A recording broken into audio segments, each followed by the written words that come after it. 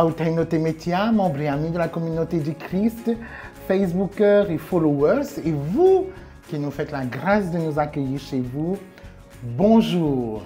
Et recevez les salutations de la direction du centre de mission ainsi que de toute la communauté. C'est un grand plaisir de vous recevoir et de vous accueillir dans cet espace consacré aux activités de la communauté du Christ en Polynésie.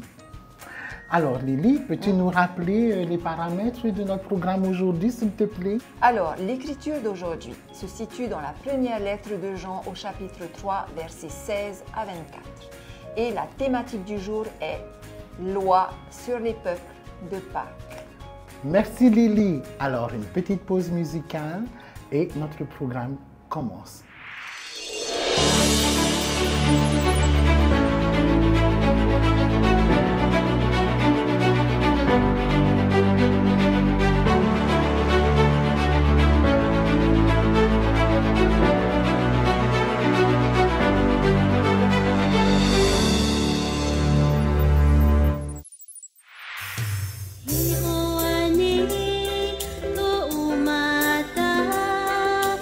Ini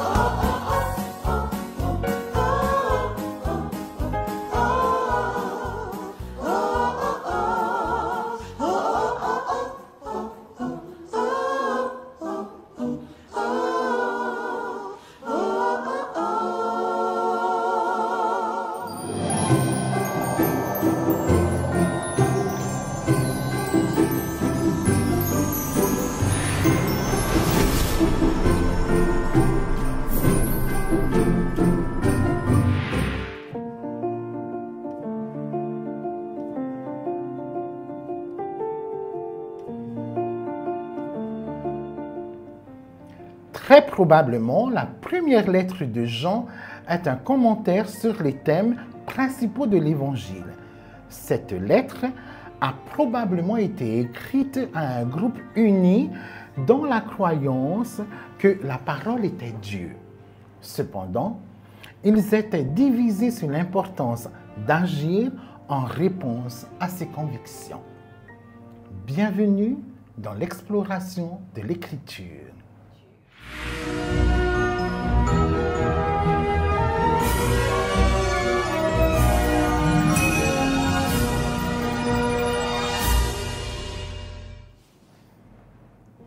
Le texte d'aujourd'hui se trouve au début de la deuxième partie de 1 Jean qui commence par le chapitre 3, verset 11. Alors que la première partie proclame Dieu comme lumière, la deuxième partie proclame Dieu comme amour.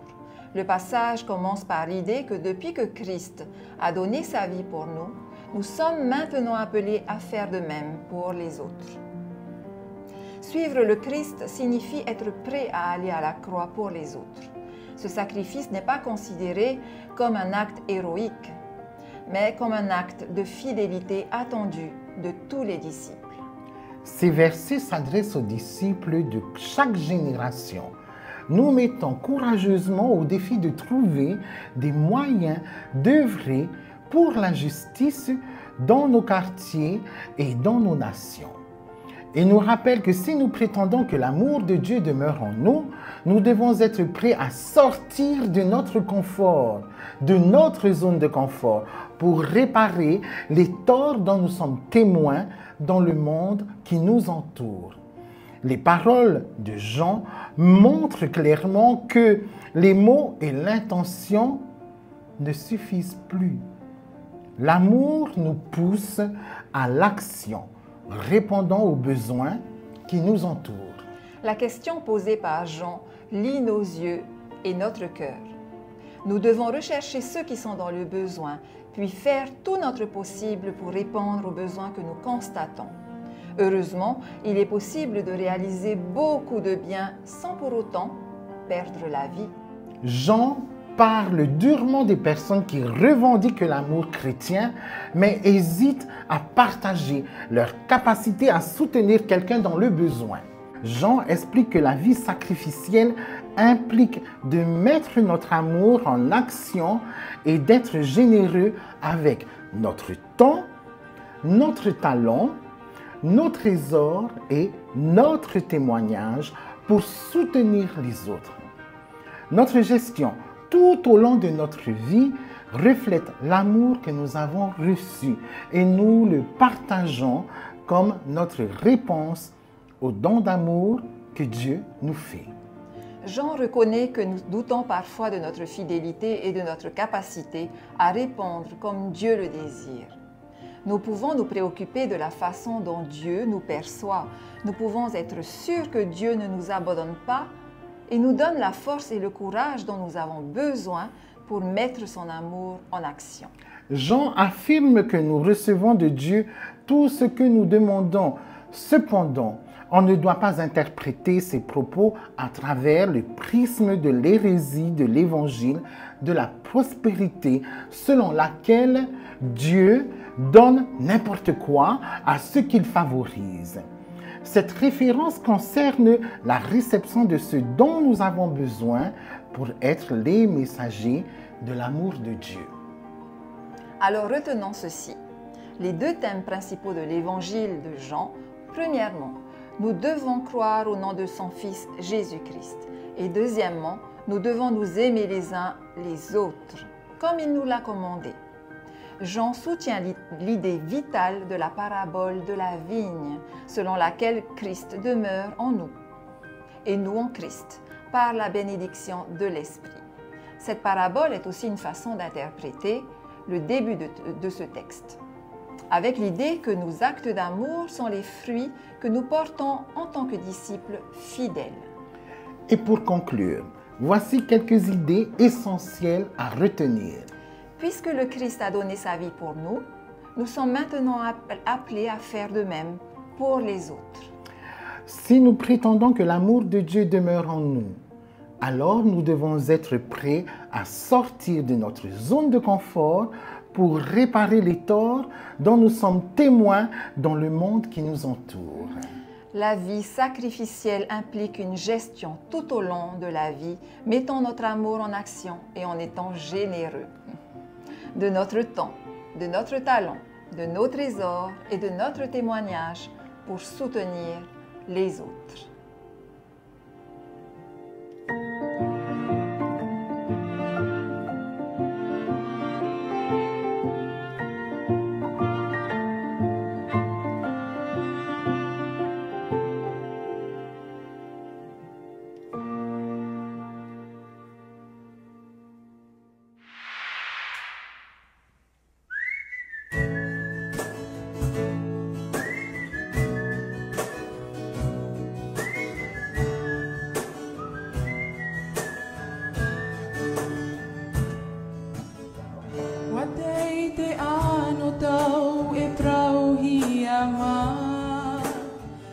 E tu puta te atua I wha I te mā No tona hererahi I tō te aone Ua horo a mai o ia I tana tamaiti E tu me tia Oh, oh, tomato wari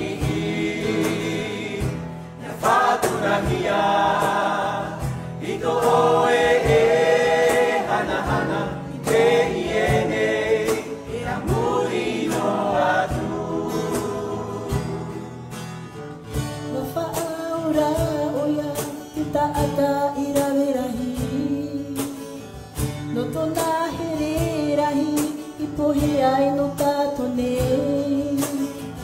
I patiti hia oia I ai te tātau Ua poti a oia ini ai te harai Ye tu me tia Oh, oh, tomato wari Ia whaturahia Ito oe hana hana te iene e amuri no atu I te iene e amuri no atu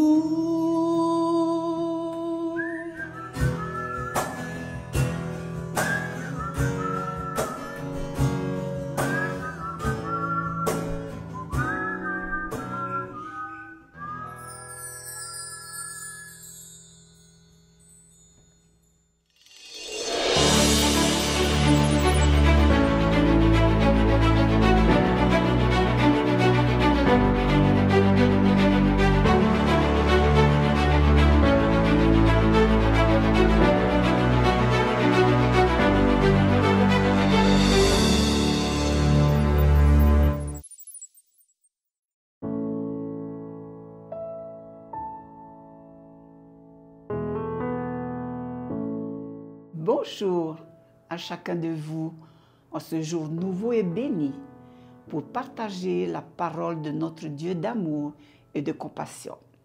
Notre thème s'intitule « Les lois sur les peuples de Pâques ». La première lettre de Jean résume l'amabilité, l'amour ardent de Dieu pour le peuple qui va à sa perte.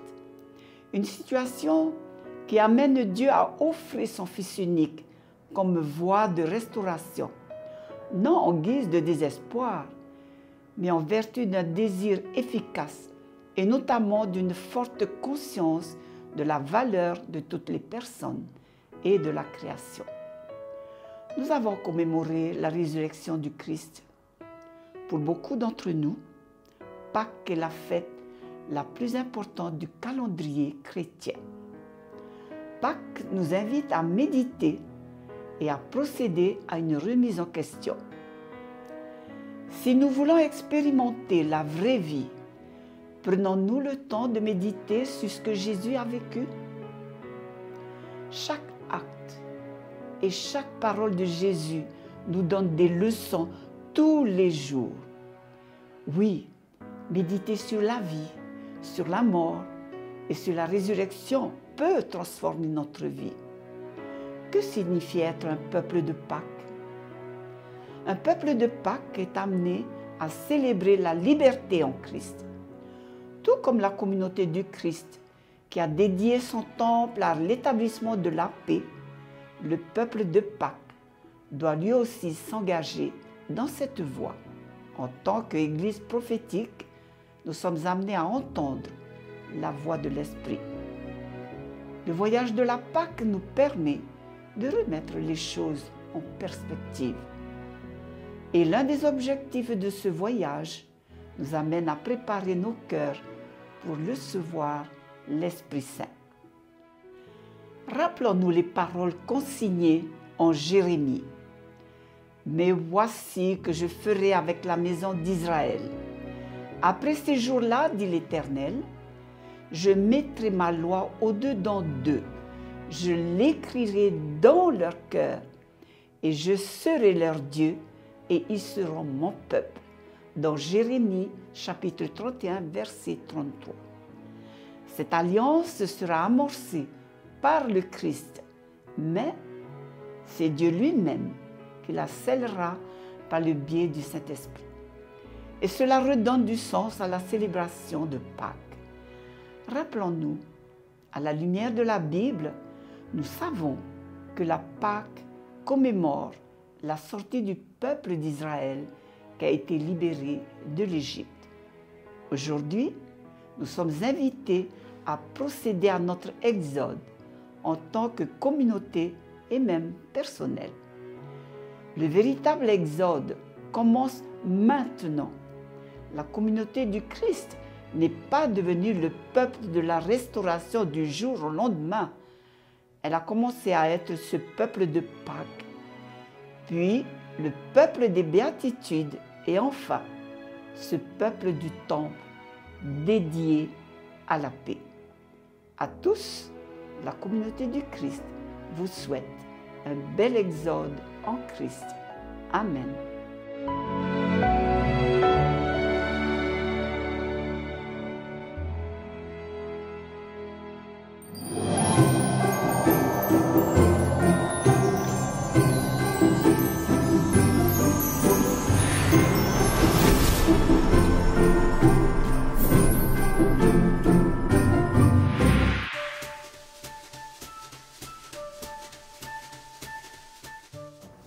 Et voilà les amis, nous sommes arrivés au terme de notre programme. Et Lily et moi, nous espérons que vous avez fait un superbe voyage en notre compagnie. Nous tenons à remercier toutes les personnes qui ont contribué à la bonne réalisation de notre émission. Et surtout, nous tenons à vous rappeler que notre émission est diffusée sur notre chaîne YouTube en prime time et relayée sur notre page Facebook. Et surtout, n'oubliez pas de commenter, de lâcher des pouces bleus et de partager. Lily, avant de clôturer notre programme, nous avons une petite annonce à vous faire. Oui, pour dimanche prochain, le 28 avril, Oui, notre émission sera animée par deux sœurs à nous, qui sont Taria et Blanche. Et le programme sera en tahitien. Quelle bénédiction, Oui, hein? tout à fait. C'est l'occasion pour nous de vous souhaiter plein de bonnes choses. Oui, plein de bénédictions. Hein? Plein de bénédictions. Et surtout, n'oubliez pas, Lily. Oui, n'oubliez pas, pour notre prochain, soyons une bénédiction tant attendue de Dieu. Pour clôturer ce programme, nous retrouvons notre parenthèse. Nous sommes la communauté du Christ. Et nous sommes au Tainoté Métia.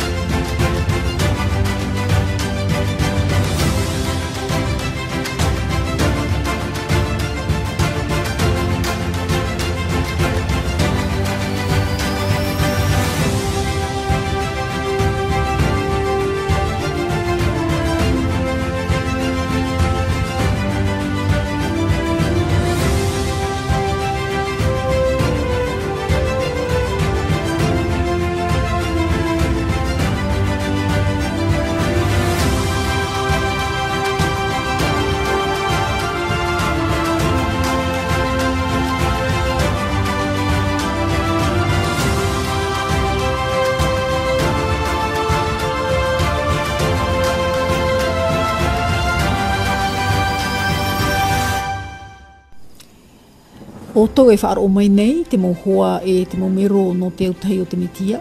Nā rato atu i te poro i, a whaari i mai i tō mātou mana o te i te a au mihara, whaauruhia mā te horo a tai e no te mitia. Te hin aro nei mātou i ariro te i teime no otou, no te whaatupura ai te hoe a rea tia i turu, te oa te hau, e te here, i te oa o te mana hope. Amene.